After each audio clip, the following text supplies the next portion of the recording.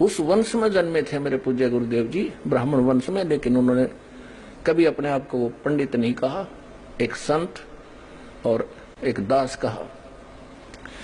अब देखिएगा, अब ये क्या कह रहे हैं, धर्म की ये स्थिति त्रेता मरी, पहले सतयुग की बता दी, त्रेता की बता दी, द्वापर की बता दी, परंतु कुछ हरास हो गया। सतयुग की जो स्थिति थी वो द्वापर में विशेष रूप से कम हो गई थी।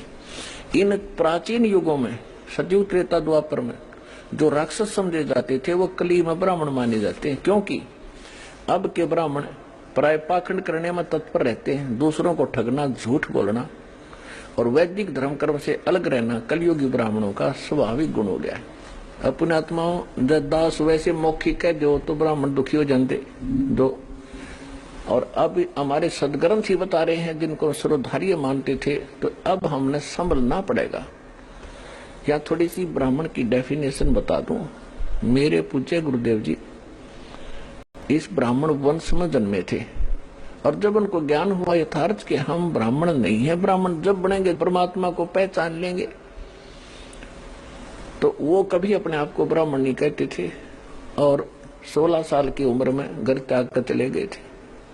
इनको पीछे से मृत जान लिया था कि खेतों में, जंगल में गए थे, किसी पशु ने खा लिया, उनके हाड पड़े थे कोई पशु के, वहां ये कपड़े पाड़ कर डाल गए थे अपने। इन्होंने तो पीछा छुटवाना था जगत से, ब्रह्म पहचान लिया था इन्होंने। तो पीछे से इनके सारे संस्कार किए गए, श्राद्ध भी निकाले गए और फिर पितृ रूप में पूजा शुरू होगी। ये जगत का उद्धार कर रहे, लाखों लोगों का उद्धार कर दिया। और वहां वो नकली ब्राह्मण, वो थे ब्राह्मण। ब्राह्मण जो कर्म करते हैं, पंडिताई, गुरुवाई, वो ब्राह्मण है। बाकी उस वंश में जन्मे वो ब्राह्मण नहीं है। जैसे कोई वैद्य होता था पहले और वो बहुत अच्छा वैद्य था, नब्ज देखते ही रोग जान लेता था, दवाई कारगर देता था, स्वस्थ हो जाते थे, बड़ा प्रसिद्ध हो गया। उसके बाद एक दो पीढ़ी ने फिर वो उसकी बताई मर्यादा थोड़ी बहुत की, फिर उसके बाद वंशज गणे हो गए, कोई कुछ काम कर रहा है, कोई खेती कर रहा है, कोई कुछ कर रहा है।